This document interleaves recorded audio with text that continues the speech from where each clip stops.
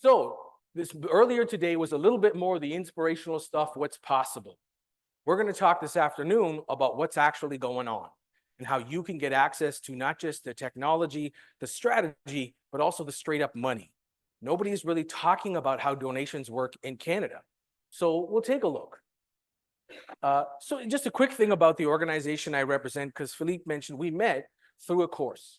And actually, that's what our organization, the Canadian Association of Gift Planners, we're a nonprofit dedicated to be the bridge between finance, tax, estate, and gift planning. And actually, we have courses that we teach across Canada, both in person and online.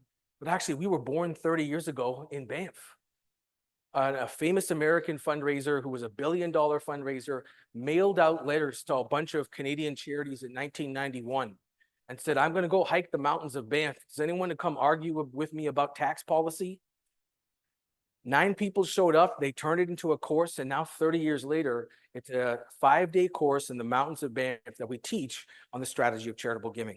And more local foundations are giving Vincent de Paul conferences funding to get this kind of education. So if you ever want to get your treasurer, a volunteer, someone educated, there are courses and we'll give you links to those.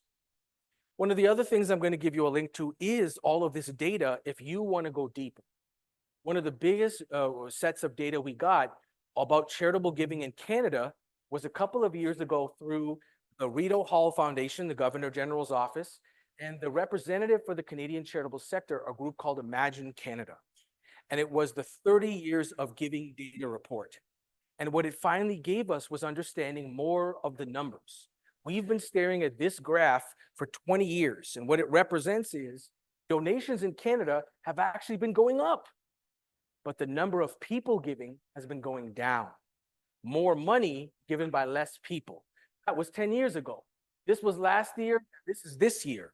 Right now, and again, this is actually the easiest accessible report, the Canada Helps Giving report, which has data from both StatsCan and individual tax filers, household giving, and charity T3010's tax receipts.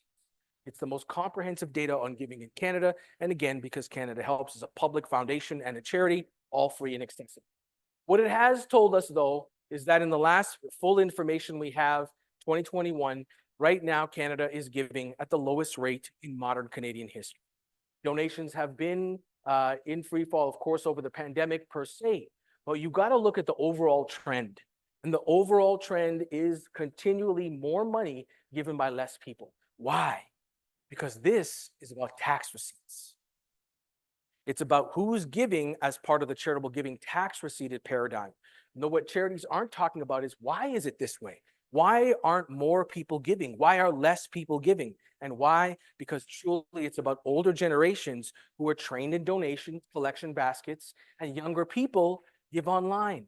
And who owns online giving? Not charity, GoFundMe. GoFundMe is a $1 billion platform, a for-profit company that is neither transparent, accountable. In fact, several of us in the Canadian charitable sector have filed an injunction against them because the word on GoFundMe's website on their button is donate, not a donation. It's not receivable, it's not charitable, and again, not accountable. In the United States, PayPal was actually sued and GoFundMe for misappropriation of funds. For 5 years, they were actually saying if you had a Vincent de Paul conference in Ottawa and they didn't have a PayPal account, but you had one in Canada next door, they would move the money that was donated to the other group that had a PayPal account. $15 million class action lawsuit, front page of the New York Times. This is our challenge about where things are going and how money flows. Yet the great news is a lot of this is about older demographics and donors in the space. Reason I'm talking about what used to be called planned giving. It's an old term. We only say it so that you can find it on Google. But annual giving, offertory, major giving, which is often one-time campaigns in the parish, capital campaigns, etc. But a planned gift, usually a bequest, in Canada is an average of 1,000 times what someone gives you annually. And actually, where was this data originally got from? Churches. People who leave a bequest to their church, the bequest is usually on average 1,000 times what the regular offertory was. That's why gifts to churches are minimum around $10,000 in wills. And now more people are leaving this. But we've just got to let them know, if you care about this place, think about us in this way. Because again, they're being asked by their alma mater, by their hospitals, by their universities, by the cat shelter. Right? I had a lawyer who was working one of these online will companies. He called me, he goes, Paul, I had a crazy call with a charity. I almost accidentally killed the executive director. I said, what is this? And he said, you know what? I called them up, tiny little cat shelter in northern BC, and they had a donor who passed away. She gives them $8,000 a year. Their entire operating budget is $80,000. And I was calling up the ED to explain to them the donor had passed away, but she left them a gift in her will. And she said, wonderful. How much is it? He said, $9 million. As she started hyperventilating, and he was like, sit down, find a paper bag. And she said to him, wow, your next call is going to be amazing. He said, next call? He said, yeah, this donor is so passionate. She actually is the founding board chair of the art gallery. She went to create the art gallery. She's still the board chair. So actually, this must not be all of her money. So much must be going to the art gallery. And he said, not a penny. They're not in the will at all. She goes, but we're getting 9 million and they're getting nothing? He goes, yeah, because you asked. Right? Again, this is not about, and I've heard this word many times over the past couple of ways, please let it go from your vocabulary, begging. We are not begging. We are talking to people about their stewardship responsibility of what God has given them. We are people that do believe God owns it all, right? So we have the ability to talk to people about what they want to do, how they allocate their money. Again, when people sit down with an estate lawyer and say, all right, the kids get this much. In fact, when I worked for the diocese and Christian charities, a lot of us in Christian fundraising use the term charity child. If you've got 3 kids, charity is the 4th. And you split up the estate and often the donations that way. Because as we know, the children are awful. And they do the opposite of what we hope for them, and they exist despite us. And what happens in many cases is people have 3 kids and they want to communicate those values. So we tell them, make charity the 4th kid. Communicate the values this way, even to the children. Because again, if we don't tell them our values and who we are, how will they ever know? Right? So we've got to keep following them down this path, especially because, and remember, how many other charities are asking our parishioners? I say this, it's not nice or convenient. It hurts me to say this about our dioceses and our parishes. I know that there's so much fundraising around bishops' appeals and share lives and all these other things, but they are ancillary to our parish and our faith. We need to stand and wrap our arms around the parish, stand in front and the back of our pastors and support them. Because if we keep doing all these other fancy things, we will wake up without parishes. We need to make sure the parishioners know that. Hopefully you heard me this morning when I talked about this CBC study. We're trying to work with an organization. Actually, I really love this organization out of Montreal called the Trinity Centers Foundation. And all they do is save churches from condo developers. You know, Colliers International, one of Canada's largest condo development corporations, has a blasphemous department that they call Sacred Spaces that they use to buy churches and then turn them into condos. Do you know that there's no YMCA anymore right now on Prince Edward Island? A condo corporation bought it, turned it into condos, and then had the gall to call it the YMCA Lofts, right? And the front page of the Toronto Star, I mean, Peterborough, right? A private organization bought one of the YMCAs, and a senior citizen said, when I was young, I used to swim in this pool, and now I own this pool. And we're like, no, that's not good. Community assets, community capital. If they sit in the pews, they want this place to exist. We can talk to them about that.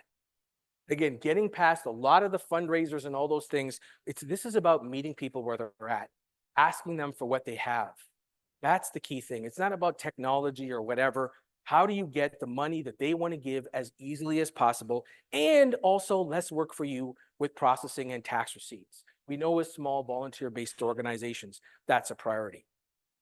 If you want to understand more about the sector, again, really great data in the Canada Helps Giving report, even to understand where your Vincentian Council stands in your province and your region. They have giving data on that. But it's important to know that in Canada, 80% of donated dollars goes to 2% of charities. Let me say that again. 80%, now $22 billion a year, goes to only 2% of Canada's 86,000 charities. You know who they are. Hospitals, universities, United Ways, household name charities, sick kids, etc. Right? The Association of Fundraising Professionals, who has a lot of data on Canadian giving, tells us the #1 reason a Canadian gives is because they were asked. because of fundraising. And I'm not saying you've got to be fundraising a lot. In fact, the number one thing we can do in our parishes is ask less. Be focused on what is important in the parish, ask less, and ask people to step up. Again, and not just income, not just bake sales, but gifts of assets. The number one thing you can do is stop fundraising from special events and focus on talking right now to the donors who give you money regularly. Could you create a monthly gift? Because when you go away for the summer or the winter, you can't put an envelope in, your monthly gift will keep going. Again, if we're not processing the money through the parish, you often don't have access to pre-authorized bank debit. You can do all that through a number of platforms, Canada Helps, community foundations, and others. I've told you about the founding of Canada Helps and some of the services there, but I'll talk a little bit about this when I quickly go through some of the different ways to give in Canada. But an important thing here is about why Canadians give. This is actually data from the giving report collected here in Edmonton by the Moutart Foundation in collaboration with the Globe and Mail. And what we finally got from this report was understanding demographics of why Canadians give. Number one reason, compassion for those in need. Does anybody know what the number one cause of the pandemic was? What the number one type of charity donated to in the pandemic was? 2,000% increase in giving to this one type of charity. Any guesses? Food banks. Food banks. And why? Because it's what the average person can wrap their head around. Right? When I worked in a bank, it was depressing how much money went to cats. I love cats. I got two. They're wonderful. Rick James and Charlie Murphy. They're my wonderful friends. However, we know that the poor are in need. And the challenge is it's easier to think about cats. Right? Again, they do minimal drugs and they don't talk back. But people are a problem. Do you know that the insurance rates in Canada have changed because Canada's mortality rates have changed in insurance companies? And that's because of the opioid crisis. Our mortality rates haven't changed on the insurance numbers since the Second World War. That's how big this crisis is. You know the big H's: hunger, housing, homelessness, healthcare. Right? So we need to help people understand what is need. And again, it's a very unique thing that Vincent de Paul touches all of this. You get the compassion part. The challenge is nobody knows that we have the single greatest tax credit system in the Western world because it's dead last on motivations, not second last, dead last. But what we did find was one group of Canadians who do care more and know about tax benefits, and that's Canadians over 75. And why? Because they hold more of their assets, their wealth, in assets, not cash, in assets, not income. And the problem is everything we do in fundraising is about cash. Remember that little old lady donor I told you about? She had $6 million, but she could not get around her budget. She was spending $35,000 a year to live on, and she asked the financial advisor, can you help me eat less? Because she didn't understand she could give in other ways than cash. And the number one way to give in Canada outside of cash is stocks. And Canada actually has the most advanced securities bequest stocks program, again, in the Western world, and no one knows. But I want to tell you, younger people don't carry cash, and older folks use cash too much, and we don't want to be stressing them out, especially in fixed income and retirement years. We want to make it easy for people to give. Monthly giving, different assets. I'll talk about some of the other ones that are coming. You've heard me talk about the future of money and meaning. If you ask just for money, all you'll ever get is money. But if you talk about what are these backpacks are going to do, and give some of the ability to say, yeah, I know you can't go shopping. You're too busy because you're flying all over the world, but you can donate 10 of those backpacks right now, tap it. That's important. We just got to meet people where they are, but you will not win them over with the head. I try. When I was in the bank every day, an advisor would contact me asking for the numbers to put in front of their client. But you do not win through the head. The heart beats the head every time. We know how we're transacting currently. Again, too much is done by offertory.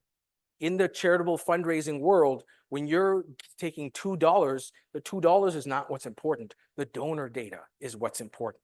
You need to know which parishioners are giving you money regularly, especially right now, as our dioceses are shifting, as indeed eventually the number of parishes and where they are will shift. That means conferences and giving will shift as well. The only thing that will not change is the need, is the poor. That will still happen. And in fact, we will have less resources to have to cover more area. So we need to change from the old way of, frankly, anonymous giving and old school giving of what people think they could and should give to what's possible. The number one best way, again, I would say Canada Helps, but in fact, the best way for a parish, because we have weekly givers. There's no other charity in this country that has weekly givers, just monthly, right? And so pre-authorized bank debit, making sure that the envelopes are there. But the biggest thing we don't talk about is ritual. This is actually the big secret, is ritual. If you have pre-authorized bank debit and someone is giving properly that way, do you know what is the number one thing you've got to make sure that you give them still? Envelopes. And why? Because we are a ritual community, and a lot of them don't use pre-authorized bank debit or give by any other way because they want to be seen putting something in the basket. And actually, that's how we teach generosity. We teach our kids, right? We give the kids the envelope and the kids put it in the basket. They still need something to put in the basket. My own parish, the holy rollers always come out and try to intimidate me. Mr. Nazareth, you keep putting empty envelopes in the thing. You know what the Anglicans do? The Anglicans are always activating armies of grandmothers. They get armies of grandmothers to make something called stewardship tokens. Maybe it's something knitted, maybe it's something laminated, maybe one of the older guys in the parish does some woodworking, but every family who commits to a gift through pre-authorized bank debit or stocks or a workplace giving program, any way money is coming in outside of offertory, they give them something to put in offertory. And so it's right at the back of the church, a beautiful little stand. Every family comes in, picks it up every Sunday, puts it in the offertory, and the ushers put it back. That's how we make sure they keep giving. That's how we show them ritual. That's how we teach future generations.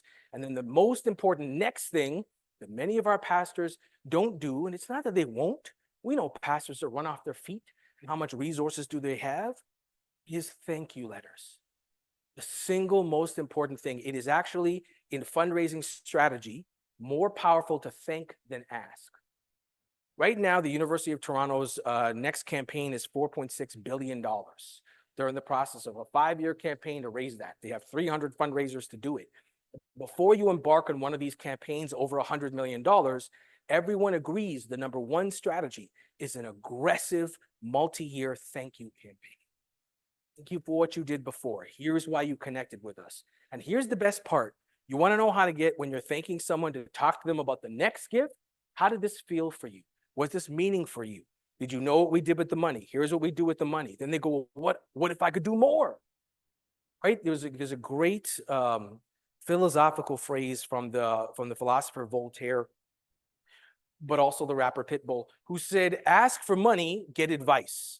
Ask for advice, get money twice. Meaning you can ask parishioners, do you know what Vincent de Paul does? Do you know how we work together? Do you know what your money is doing? And it's not something you can have a conversation with every parishioner, but those ones who regularly give to you. Even saying something like, we're going to thank you, here's your receipt, thank you letter. Also, do you want to come for a cup of coffee? After Mass on this Sunday, we'll be explaining what Vincent de Paul does. You're an investor.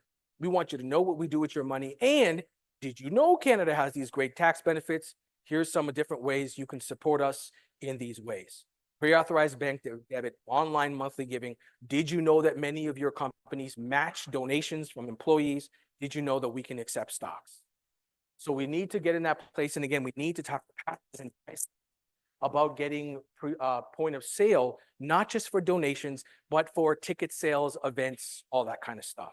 We need to make it easy for parishioners, and many of these platforms, again, Canada Helps has a multi-million-dollar event ticket sales platform, but we built it because it also includes the ability to have a donation added on, and if they can attend, they can also just turn that into a donation, right? We want to make sure we have the things that they need. I spoke to you as well this morning about the portfolio of giving from the average parishioner. Pastors and parishes, we don't think about this very often, but in my work as a diocesan staff member, working with them on their fundraising giving plan, that's what it would look like, right? We know many people have engagements with different societies of apostolic life, different charities. And so they're giving annually and they're giving in bequests. But we need to talk openly about two things. One, who is in our churches, second collections and all of that. And as well, the third parties you do need to work with. We talked about Benevity this morning. Most people don't even know about Donate a Car. Donate a Car is actually an interesting platform that anybody who's got an old vehicle, even a junker vehicle, they'll physically come and pick it up and they'll dispose of it environmentally. It's actually not the world's best donation. It's only a few $100s per car, but they're the ones who dispose of vehicles the most environmentally. All the liquids, all the scrap, they're primarily a scrap-based organization. And then they put the money in your bank account. It's actually done through Canada Helps. In your account, tax receipt goes to the donor. But there's so many ways when we think about what do donors have. People who want to get rid of an old car, there's a lot of these different platforms. Some of the books and resources, I'm not going to speak too much about this. It's just more, if you want to understand more of the world of fundraising, how it works, these are some helpful resources in the space. These are the better ones, specifically Christian and parish resources. Up until about 15 years ago, there was nothing around Christian spirituality and giving, because we know it's so much more about generosity and stewardship. The only thing that existed for a long time was Henry Nouwen's Spirituality of Fundraising, which really was a collection of his writings, not written for fundraising. Looney is a book written by a Christian pastor about giving in a parish, but the one that will definitely help you, very often pastors or parish councils, is Canada's foremost expert on Christian church giving, Lori Gunther Reeser. And she wrote this incredible book not even 2 years ago, Creating a Generous Church. The culture, and again, she works across the board like myself with all of the Christian diaspora, the 21 flavors of Jesus, from Anglican to United to Mennonite, and understands the culture in churches of giving. For those of you, because a number of you mentioned to me on the break as well, you have backgrounds in law, finance, tax, you have parishioners, parish council members who have backgrounds in this space. So many of them, if you become a CPA in Canada, they don't teach you about the tax benefits of charitable giving. I know because I teach the course for CPA Canada to chief financial officers of charities. And so many times they admit how much they don't know. Again, about the legality of donations of property, art, life insurance, stocks. So if you ever want to know more, if anybody asks you about this, one of the great resources written by a Canadian financial advisor on case studies and how people give. This is more for the numbers, just in case an accountant asks you. The better read is the No Math book. And I have a particular bias towards culture. So we're talking about Catholic culture here, but also Canadian culture.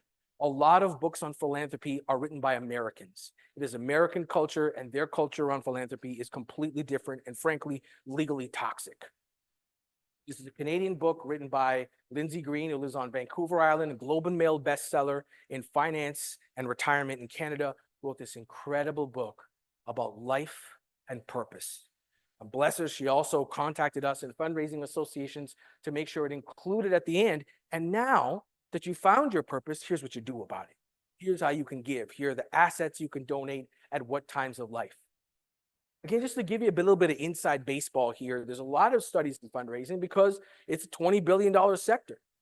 And actually, our colleague, Penelope Burke, with an organization in Cygnus Research out of Burlington, Ontario, she's North America's premier researcher in donations. And your pastor and others, I'll tell you, will be afraid that if people confirm bequests, they'll never give again, right? We hear that all the time. Even if whenever a bequest is received, we don't want to tell the parish because people will think we've got enough money and stop giving. They won't if we tell them what we are spending the money on. We have to trust them. And the good news is the old way was to not talk about bequests. The new way is you're going to be seeing bequests. Now you won't be notified. But if people talk to you about it and talking in the parish, we're about to undergo a Canadian revolution because of the pandemic and online wills. Now more young people are making wills than ever before. Or so are they connected to our Vincentian mission? That's another question. But the good news is that talking to people about meaning can be really powerful. We already talked about the demographics, but again, if there's any thoughts or questions there, and to go a little bit deeper, millennials, Gen Y, especially in our parishes, especially in the family building years, are busy, do not carry cash, but they are really seeking to teach these kids. That's why we're seeing a wonderful resurgence of children's ministries, of different programs, St. Joseph the Worker, others, but we need to make sure we meet them where they are. That is the technology to either give online or give by tap. And it's more important especially not just fundraising, but we need to tell the parish, if you want them to come to spaghetti dinner, you either got to sell the tickets, do a link in the bulletin, QR code, it's all free, but you got to do the work to make it easy. That's all. Meet people where they are so that they can give you what they have. And with this younger generation right now, it's digital cash. Has anybody ever taught anybody under the age of 40 how a parish works? None of them know even what a diocese is. Again, this wonderful study in Canada with young Canadians about charity. And they asked all these Canadians, like, what does this charity do? What does that charity do? These are 20-year-olds. My favorite response was the open data box. What does Easter seals do? And the response, people were like, I don't know. Do they save seals from Easter? Do they save seals on Easter? Right? We just assume this stuff because we've lived with this in Canadian culture. A lot of us know who Rick Hansen is. Nobody under 20 knows who Rick Hansen is. Nobody under 20 knows who Terry Fox is unless they learned it in school. Right? That's the thing. We've got to reteach culture. Society is not going to do it. We've got to make sure we do it in our churches. The only reason I mentioned Bitcoin and all that is because digital money is coming. When I was at Canada Helps, I got a call from an 88-year-old grandmother who's masquerading as a little old lady. She wasn't. She was 88, but she had been the CFO of a Canadian bank for many years. So she was way smart. And she was calling me the vice president because she donates stocks every year, $90,000. And every year she asks us to put $90,000 on a gift card. What? And again, I told her, I have to ask you money laundering questions now. What are you doing putting $90,000 on a gift card? Who are you going to give that to? Some awful grandchild? She said, no, I just don't want to incorporate a foundation. So I put $90,000 on a gift card. It lives on my phone. It's 2014. And I go to special events. And if I like what they're saying, I go boop, and I give them 10 grand. And I give away 90 grand a year from my phone. I've been doing this for about 10 years. 9. Right? Yep.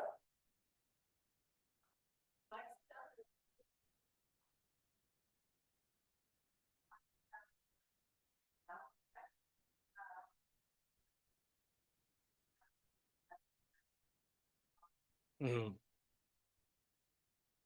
So the comment was really a question was about Bitcoin. The most important thing to know is it's not going to be a thing anytime soon. If someone comes to you with Bitcoin, Ethereum, a lot of them, most people don't know. Again, that's what Canada Helps is for. It's a technology charity built for small charities that are volunteer-based to liquidate assets and get them to the charity directly. So they take stocks, they take bonds, mutual funds, and 2 years ago, they launched a cryptocurrency program. So they could accept cryptocurrency, receipt it, they liquidate it with the cash in your bank account, receipt the donor.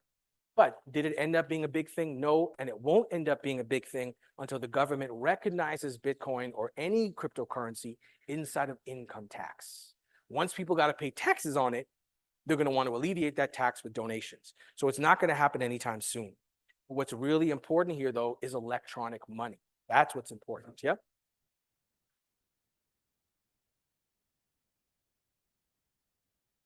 Sure. Comment was, I don't really understand how Canada Helps works. And again, full disclosure, 10 years ago, I was the vice president, but now I'm not connected to them in any way, shape, or form. So, but the bottom line is, was created to be an online source. So there's two things that it operates: its own website, canadahelps.org. People donate about $250 million through that. But the real power of it is that years ago, they built an entirely custom platform at no cost to charities. So every charity who exists already has a page. You just got to go on there, find your CRA number, and then claim that page as long as you have your incorporating documents. The difference is if you don't claim the page, they send you checks. If you claim the page, it's direct deposit. So they do the direct deposit and they do the tax receipt for the donor. Of course, there's a fee, but yeah, that's right. The question is, why would I do that? And the most important thing is we don't accept cash in like money in one way. So we need to give people options. So if people want to give online, or if you're at a special event and they want to give their phone, they can do it instantly. But more importantly is they can use cash, credit card, or they can use credit card, but they can also set up a monthly gift. That's what you want them to do. You don't want them to take envelopes. and be giving it whenever they come by. You need steady income. So Canada Helps really represents alternative cash. Someone can't give you cash if they want an online option, if they're traveling, etc. That's why it's there. Yeah, it's an alternative to cash. The other thing I mentioned, and keep your eyes on these are online will companies. Quite fascinating. When they were born, the trust companies and law firms tried to destroy them. It didn't work. Now they're acquiring them. Last week in the Globe and Mail, they said all the banks are going to be sending out discounted wills to their clients. Really interesting in the space.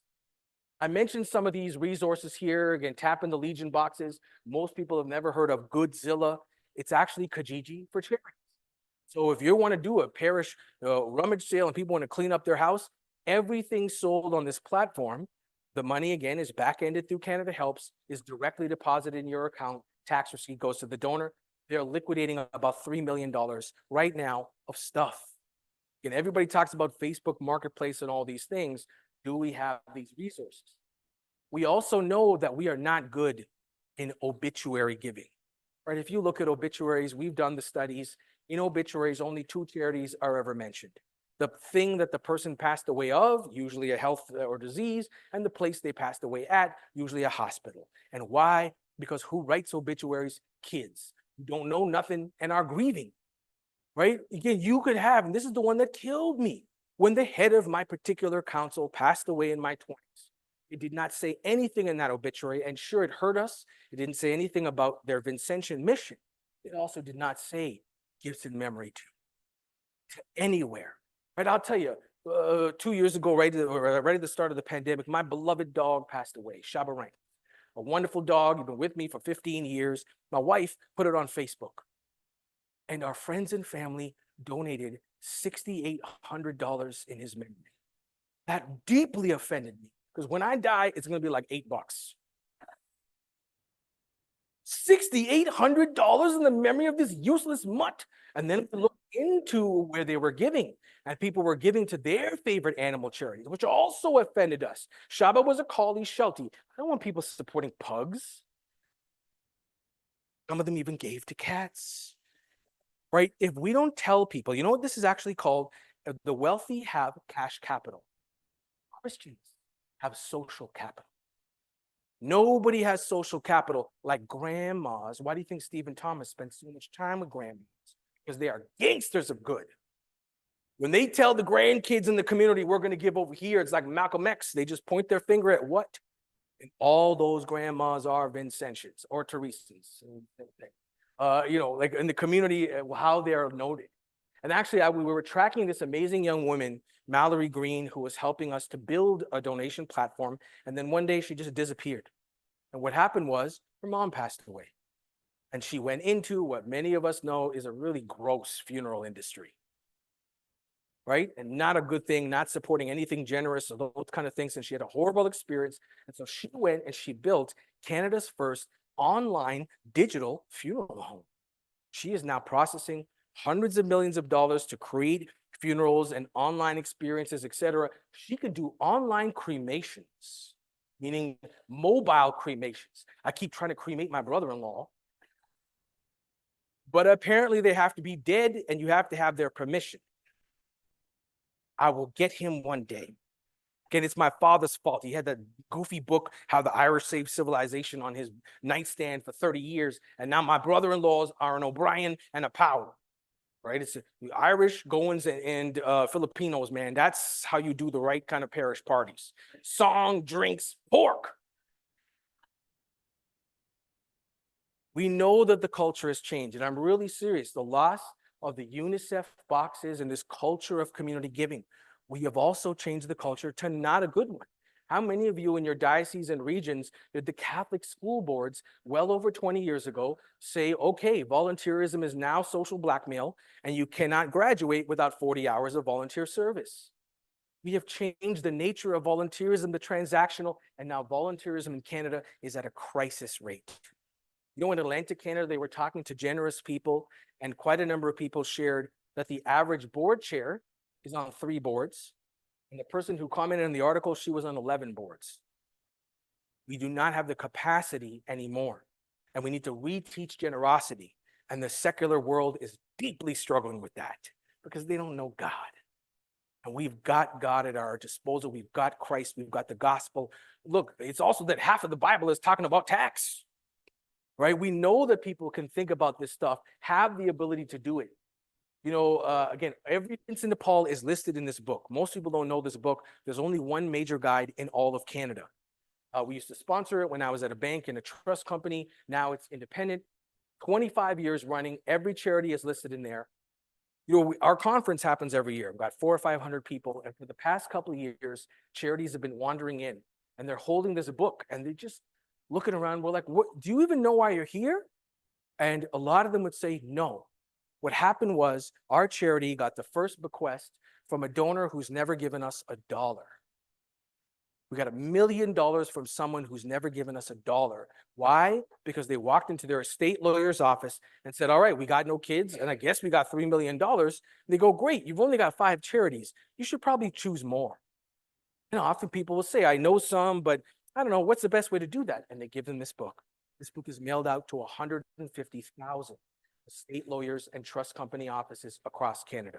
So you can access your free listing in there right now. You can grow it, change the wording, all up to you. It's like Canada Helps, but printed, which is great for seniors who don't want to use the internet, and people make $1 million decisions using this book, a great resource.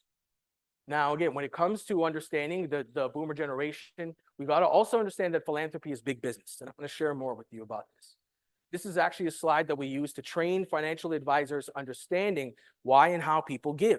Am I going to be okay? Are we going to be okay? And this is where the only language has changed. It used to be called donations, and now, primarily because of business owners, we talk about social capital. That's one of the really big things, capturing the power of community. And for a lot of our older seniors, our 80-plus folks who understand parishes, who understand the culture, they've been on parish pastoral councils, they know the value of a parish, we need to remind them, if you want it to be here, we're losing parishes. And again, if for Vincent de Paul, your bequest can follow the conference, no matter what happens to the parish. So it's important that they understand how it works. I told you some of these stories this morning about giving, and remember that donor who was giving $100,000, but could have given $250,000. We got to him 5 years after the advisor said you could afford to do that. And again, to be honest, when we talked about how he would give $250,000, then we talked about stocks. His gift went up again, right? We've got to remember that we have to help people understand their life story and the organization. And there's so few organizations that touch people like Vincent de Paul, not just even in our work in the parish, but the people we've helped. So many of them want to give back. Are we giving them the ability to do so? This is the core. Where do we live in your story? You can put something right in the parish bulletin that says, please remember the conference in your will. You can find information online. But if you know and care about the poor box and you want to remember the poor when you leave this earth, please remember us. Putting something like this in the parish bulletin once, twice a year is so powerful. And again, even to say, and if you want to support us monthly, if you're traveling, having something going out in September, October, are you a snowbird? Can you not drop off your envelopes? Create a monthly recurring gift online. Or you can make a gift of all these other types of assets, etc. You know where this question actually came from? We've been working with lawyers for a number of years to try to get it to be standard so that when a lawyer makes a will, one of the questions is, do you want to put a charity in there? But the lawyers told us that the number one response from an everyday citizen to, do you want to put a charity in your will, is, ew, that's a weird question. Because actually, when you put someone in your will, you make them a family member. And they have all the rights of a family member, right? So we're not used to doing that. But when the lawyer said, how do you want to be remembered? And they had a bigger conversation about meaning and money and community. The lawyers told us they love it because it actually helped them plan the will. But it also then led to a charitable gift that was so much more about meaning. And if we allocate dollars based on sophistication, hospitals will always beat you. Universities will always be better because they can spend money on big glossy brochures. But when we talk about meaning, and again, nobody's bums are in our seats. There's no other charity where people are there weekly, and we capture their heart. The new way is about identity. There's a lot of these new campaigns are about identity. This is what I'm about. This is what we're about. And you could be saying that with Catholics all the time. Again, I would always wear a little cross when I was with the archdiocese and meeting with people. And if they went like, they looked more than 4 times, that's guilt. He knows what I've got. He knows what I've done. And that's what I tell him. I don't. He does. So you got to talk to somebody else, not me. You got to talk to somebody else. Pray about it. Take some time. Think about what is meaningful to you and your family. Talk to the family about it. This is the really big identity piece, and it's something we have. Charities are trying to do. They're still not great at, and Catholics are great at, because this is identity. It's down to our DNA. Now, I got a lot of questions on the break about giving from newcomers and how our demographics are shifting in the community. This is a report from about 3 years ago, and the great thing is they're about to reissue it in 2025. They're doing the work right now. A study of Canadian immigrants and newcomers done 3 years ago, and was really powerful. Because actually, one of the old mildly racist ideas that Canadians have is immigrants only give back home. And this report actually got data from Western Union, from the remittance companies, and correlated how landed immigrants, new Canadians, first generation, 10 years in, how do they give back home and how do they give to charity in Canada? Almost 300 pages of data on that. And more importantly for us, we had just done national research to ask the question, how many Canadians have a gift in a will? Our research said 5%. And then this report comes out that tells us that immigrants and newcomers in Canada put more charities in their will than the average Canadian. And it's the Canadian charities, not international charities. So many people out of gratitude give back. But we also have to know, one of my colleagues, Dr. Christian Mehta at Toronto Metropolitan University, formerly Ryerson, has been doing research into Canada's global millionaires and billionaires who are actually relocating to Canada. We know why they're coming here: for political social safety, for economic opportunity, and more of these folks who are coming to Canada already have international foundations and international money. We're about to have a whole new generation. And frankly, we have more Catholics that are from immigration than locally, right? We know which countries they are coming from, and many of them, very devout, they could be giving to us in this way. It's just that reminder again, when it comes to the church, all we know is baskets. These are actually the top 5 ways that charities over $50 to $100 million raise money in Canada. Again, sure, there is cash, but actually the number 1 way to give after cash is stocks. And most Canadians may know they can leave a gift in a will, but not about life insurance or anything about foundations. I'm going to give you a quick crash course because we have an 8-hour course on this, but here's the basic information. Stocks in Canada. How does it work? 2007 federal budget tax change said when you donate stocks in Canada in kind electronically, the capital gains is eliminated. Meaning, if you bought stocks 10 years ago at $100, you sold them today 10 years later at $1,000. You owe tax on the gain. But when you donate this in kind, that is eliminated. Do you know I used to have a bus of little old folks, wonderful folks who used to take a bus down from Barrie, Ontario, down to the diocese in Toronto. And on that bus, they were carrying stock certificates. The bus was worth $850,000. And they would go down, they would have tea at the King Eddie, they would all go to their Bay Street brokers, cash out the stocks, get certified checks, take the bus up to Barrie, and then donate all over the diocese. Except when the bus was going south, it was worth $850,000, and was going north, it was worth $600,000, because that's how much they had lost to taxes. We told them, leave the stocks at home. Come for tea, we'll pay for the tea. Leave the stocks at home, we'll transfer it. $800,000 stays $800,000. That's why this matters. Regular, everyday people can afford to give you more because they'll get back more on their taxes. In Canada, and again, this comes from CPA. I'm not going to quote the provincial or federal rates, but when you give in Canada above $200, you should be getting back about half. It varies by province, but it's about half. And eliminating the capital gains means people could be getting back around 60, 70 cents on the dollar. And if they use their tax receipt and they get that money back, when they say, I wish I could do more, now they can. Does that make sense? Okay, good. Half and half, yes and no. Again, it's important to know, and this is complex stuff. There's more information and resources for you, but the biggest, most publicly accessible resource indeed is Canada Helps. I helped build this program well over 15 years ago, and they do an annual webinar about how to use it, how to talk about stocks, how it all works. And frankly, now that the organization has grown, I was employee number 12. They're now at 128 because they're at $500 million. But they've got a whole team that can help coach you through how do you set this up, put it on the parish website. You can have a donate button for the conference on the parish website that will take regular cash gifts, monthly donations. They can process stocks. You don't do any of the work. How does this work? The person puts the information in the form. Canada Helps processes the stocks. They actually liquidate the stocks and they put the cash in your account. Fee is 2%. And then they receipt the donor. Question? Yes.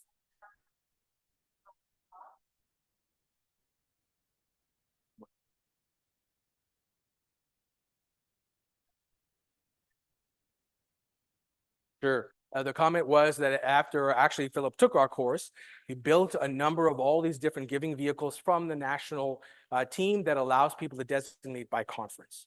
Again, a very important thing that's available to you directly, but also recognizing that 15 million Canadians still give through Canada Helps directly. And why?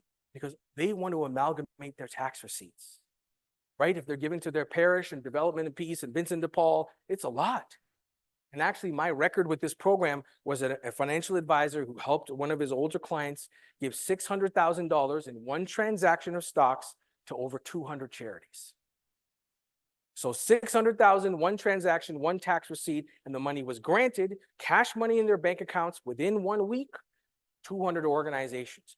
More than half was things like capital campaigns, major donations, all of that. But then they give their financial advisor a shoebox full of mail with dollar amounts written on it, $10, $25, and the stock donation wiped that all out. And frankly, everybody who got 10 got 100, right? That's the power of this gift. It empowers people to be able to give more. And when they talk to their financial advisor, now more advisors are trained in this work. It's also that a lot of the work that we do, frankly, are a lot of the dioceses doing this work, talking to parishioners, et cetera. I have a problem with it. And I've told you, most dioceses are spending most of their time fundraising for bishops' appeals and separate things. We have to really talk about our parish as the core of everything. We have to make sure we protect parishes, our ministries, our communities in this way. Frankly, most of the brochures out there, boy, this is almost a snapshot of mine in a diocese. Almost all the brochures on planned giving have either a super old hand or a baby's hand, right? Google it. You'll see a lot of them have like a plant growing out of the ground and the baby's hand and old hand are coming together. And everybody's like, what are we talking about? Also, this is weird and ageist because anybody can create a bequest, right? And we'll talk about some of the ways they do that. You're going to hear more of this. Again, one of the reasons I'm telling you, and the great news is there's not going to be any work on your part because our organization and others are starting to talk to Canadians more to create public campaigns to help individual Canadians do the work themselves on their own and with their advisors.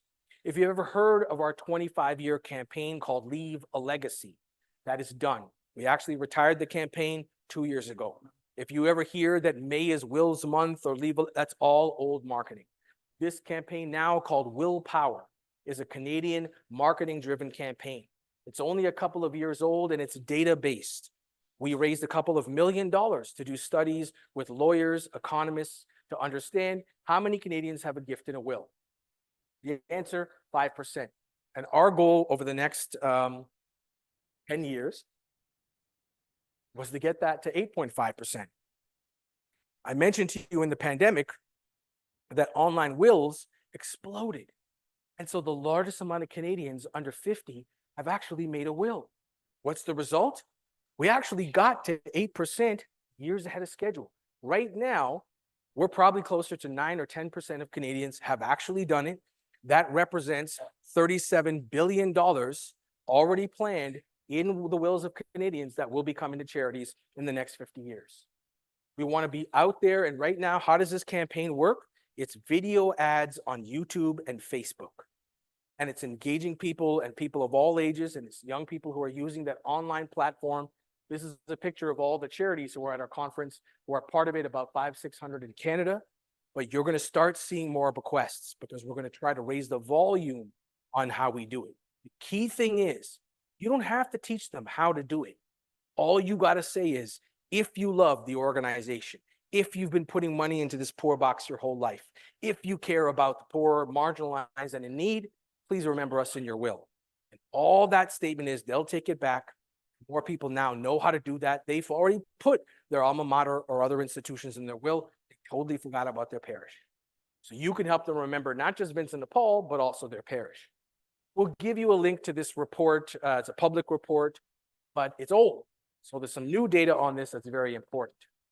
But when you see this campaign, remember I told you before, giving of assets, specifically wills, is about autobiography. So this campaign is very much about what story will your gift tell, right? When people first came to Canada, where did they get their first couch? Where did they get help when they needed it? It's in Nepal, right? So we want them to be telling those stories. I mentioned the donor's guide, but if you want to understand, remember I asked if you understood stocks and half the room said no? This wonderful lawyer, actually out of Ottawa, Adam Aptowitzer, has in this book, again, publicly accessible and online, 2 pages, what are Canada's tax benefits to giving? Probably the easiest read if you want to understand more, and it outlines it quickly in 2 pages, and you'll get links to all of this. Yep.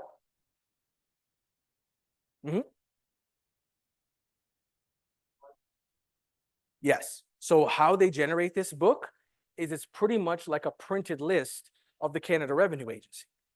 So the Revenue Agency provides them the list of all charities, and all charities are automatically in there. But if you want to put more information, so they have a basic listing. If you want to put more, contact them. So that's how they do it. That's right. The information may not be enough. That was the comment. And by not be enough, honest to goodness, you know what all people really need? They need the contact information of a human being. Not info at Vincent de Paul. Honest to goodness, get a name in there, a phone number, even if it's the parish, because actually bequests are a very intimate conversation. It's personal assets and their estate. They don't want to send random information out there. That's why most dioceses aren't winning on this, because they don't have dedicated staff. And again, they're raising money for everything else but the parish. So a great resource in the space. Again, you're going to get a copy of it, but I wouldn't take a look. It's very much fundraising world stuff. I want you to know what's coming, because then you're going to see more of this public advertising, right? Yes, there will always be cats. But actually what's really interesting is one of the pieces of data we found was people with no kids leave gifts and wills. Awesome. But the biggest challenge is people with families, because they'll often say, I want to make sure to take care of my family. No one tells them until they talk to a lawyer that in Canada, I just told you, above $200, you should be getting back about half. You can use that tax credit in your estate against 100% of the estate taxes owing. And the only catch is it's got to be in the will, and you want to use a proper estate planning professional. But truly, someone could say, I want to leave X amount of money, and if it's planned right, it wipes out the taxes in the year of death, previous, and whatever the kids would owe. That money comes back into the estate, and more money will go to the kids. That's also the power of the Canada's tax credit system. No one knows. Many lawyers often tell us, they have a client sit down and say, well, what about charitable giving? And the lawyer says, when you leave this earth, you will support one of 3 entities: the government, charity, and your heirs. You pick 2 of 3. What if I could show you how to eliminate your taxes, still give as much as you want to charity, and because you leaving, this is everything you got. And I'll tell you, in my work with regular everyday citizens and parishioners, they tell me it feels like winning the lottery. Right? When we leave this earth, heirs or not, everything we have is sold like a garage sale. And it is often quite a bit of money. And for people to say, this is my first time actually being able to think of what I could do giving away $100,000. And you want them to dream with the conference. What could we do? Again, when I talked to that individual about hymnals, she just contacted me about how much would it cost to replace all the hymnals in my parish.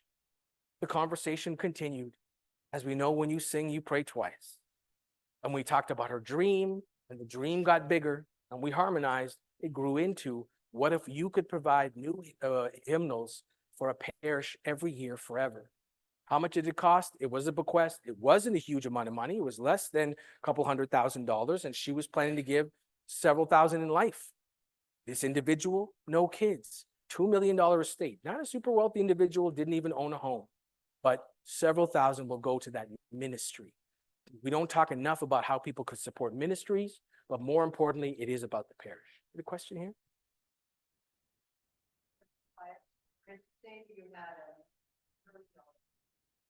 Mm. Yeah.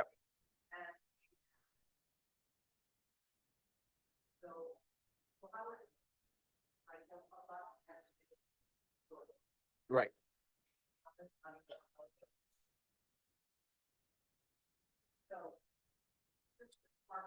So the question was, how does it work? And the example was, say you had two children and you're trying to make this charitable gift. That's why we often will use the language of the charity child.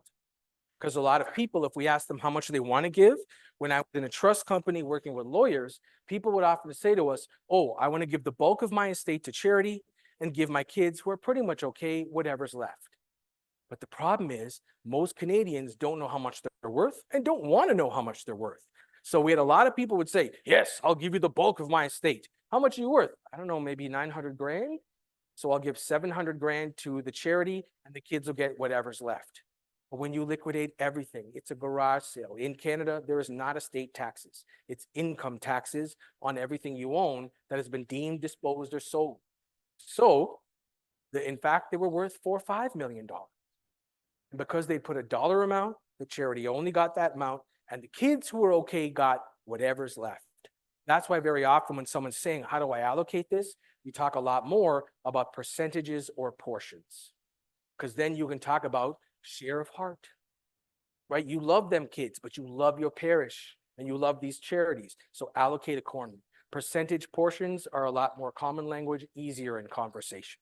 In fact, we've got a few lawyers out there. They have a campaign they call 1%. What if you just gave 1%? But once they start talking to the donor about how to do it all and make it all work in the taxes and everything, the person's like, I could do more, but we just need to get in the door. And the great news is you are not supposed to talk to people about this. You can't give tax advice. All you need to say is, if you love the conference, please remember us in your will. Please go talk to a proper estate advisor. And it's important to say estate advisor because everybody has a goofy brother-in-law who's a lawyer who doesn't know anything about estates and anything in general. And too many people go to brother-in-law lawyers. So what we really need is estate planning lawyers, trust companies, estate experts, again, these new online will companies, and people can holographically write, etc. But the key thing is they've got to get the right advice. Is there, yep, question here?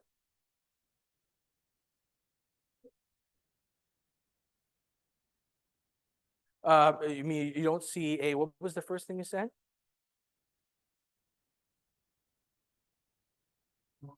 No, you're right. Again, I say estate advisor, meaning a lawyer, a state lawyer, but there's other people that specialize in estates. Also in Quebec, the entire trust system is different. It's not lawyers, it's notaries. So it's all about what's the right language there per se, but it's we focus group, what's the right language for the common citizen. And the best way to do it is say estate advisor, because then they Google that and then they find what they need, lawyer or a trust company. There's many ways to do it. Estate is the key word. And people just say, how do I make a will? Right? That's the part which they really do. So here's also what's coming is that we found the previous data was who were the most average donors in wills? Canadians 55 to 75 because they made wills. Who were the most likely to leave a gift in a will? It was actually Canadians 35 to 55. 3 times more likely to leave a gift in a will, but 35-year-olds never made wills before. And now they do. And they're doing it by the hundreds of thousands. So that's also exciting. We can engage young people more, but Canadians 55 and older are doing it more as well. How do we make it easy for them? Here's another piece of weird data that came out of our national study recently, and you're going to get more support on this, not to worry, is most people don't know they can actually leave a charity as a beneficiary of an RSP RIF or TFSA. Yes, indeed, family members, but if you want to put a third name on there, it could be a charity. In fact, quite a number of people use that as a contingent option. I have a spouse and no kids. If the spouse predeceases me, charity is the beneficiary. And why would anybody leave the conference as a charitable beneficiary of a registered product? Because actually most people don't know, it comes to the charity faster. When a person passes away and you're in the will, right now the average payout time is 2 to 3 years. 5 is more common, especially because of the pandemic delay in the courts and trust companies. But if someone puts you as a beneficiary of an RSP, RIF, TFSA, or life insurance policy, when they pass away, the state executor shows a death certificate to the insurance company, check is cut right away, within less than a month sometimes. Goes around the estate, even if there's litigation, goes around the estate in every province except for Quebec, and goes directly to the charity, and then you cut the estate, often a gigantic tax receipt. They can use half of that tax receipt as a credit against their taxes. And if the family owes 150 grand in taxes, and they ended up giving you an RSP worth 500,000, they're going to have a tax credit of a $250,000. And it'll wipe out the 150,000 in the estate. They can actually go a year forward and back in the taxes and wipe out previous taxes too. Where does that money go? It comes back into the estate. Yep.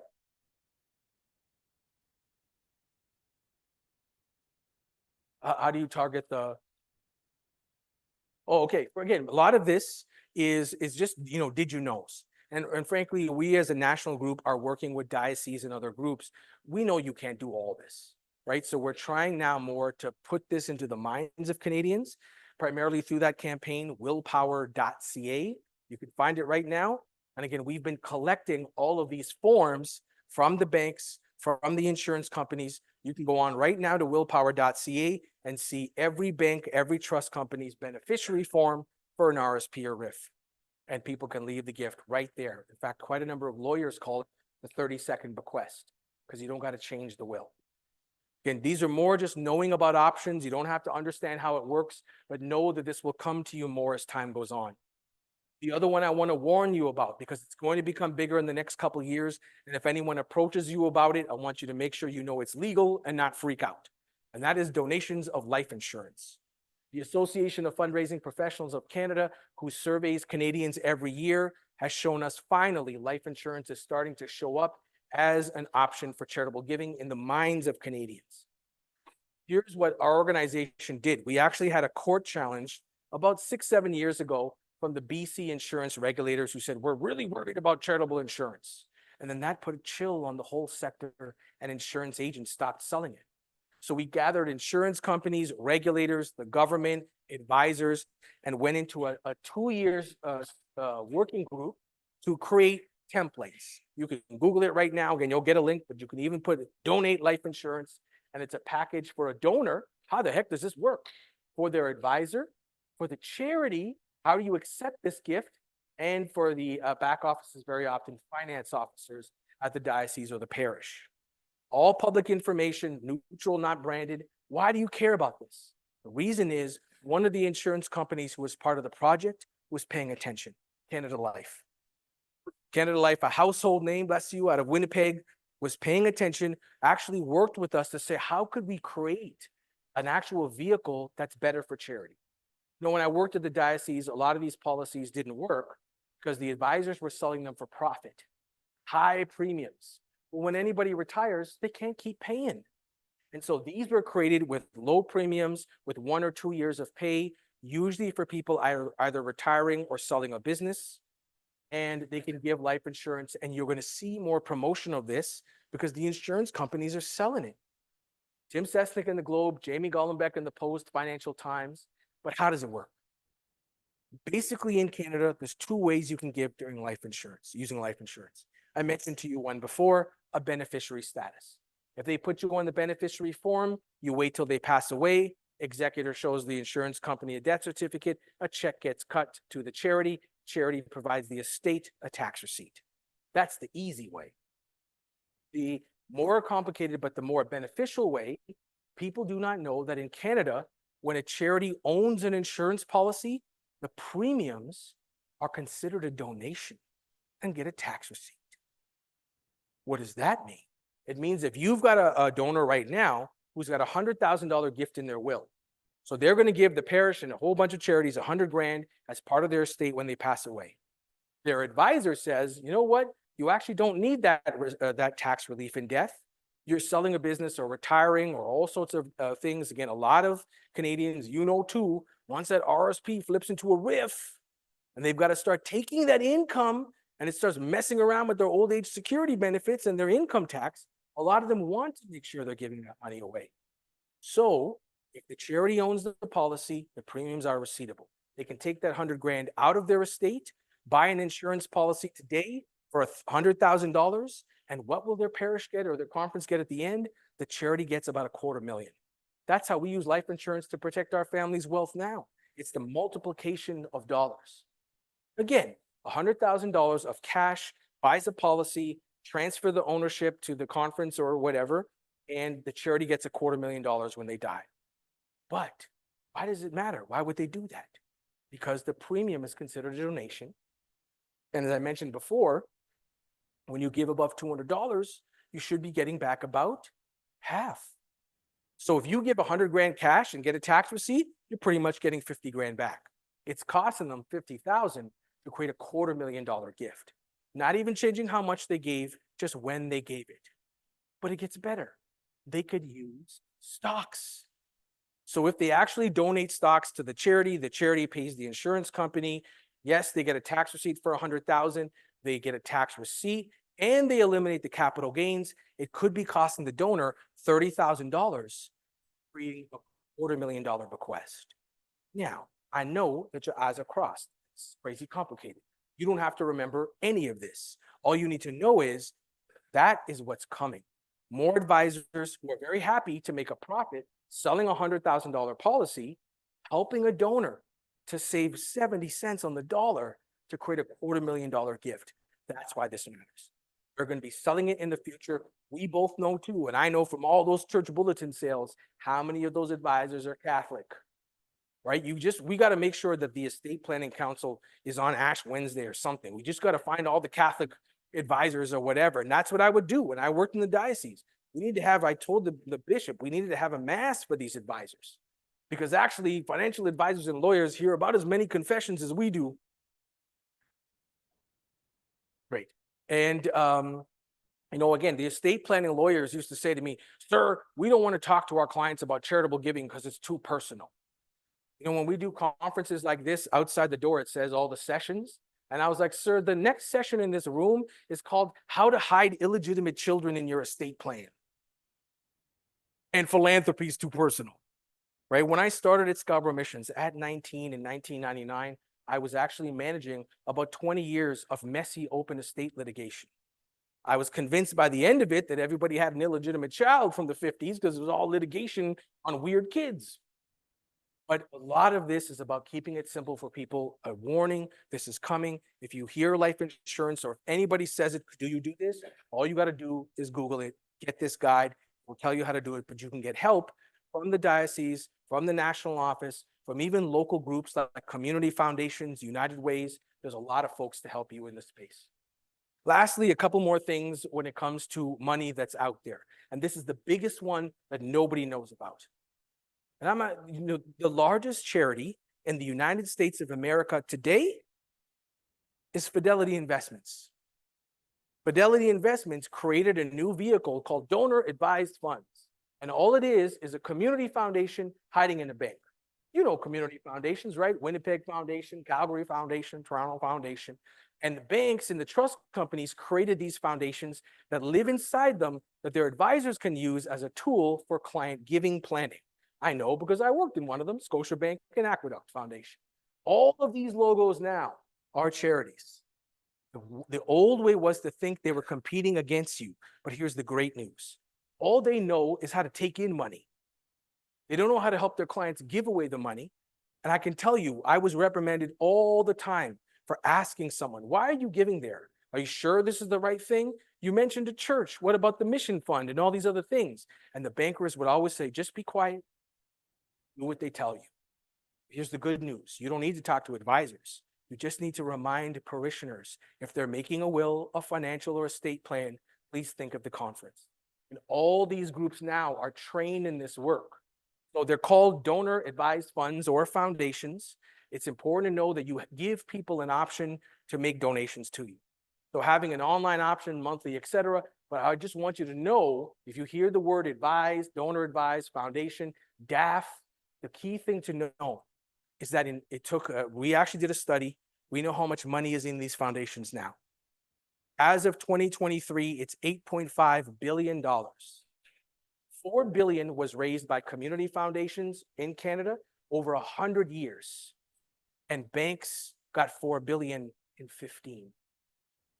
How did they do that?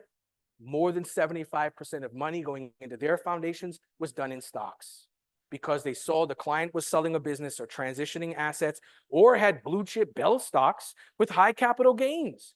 Donate them, buy it back, but eliminate the taxes. You don't have to know anything about this. All you need to know is now every bank, every financial advisor is starting to be trained in charitable giving. You just need to tell your donors, remember us, talk to your advisor.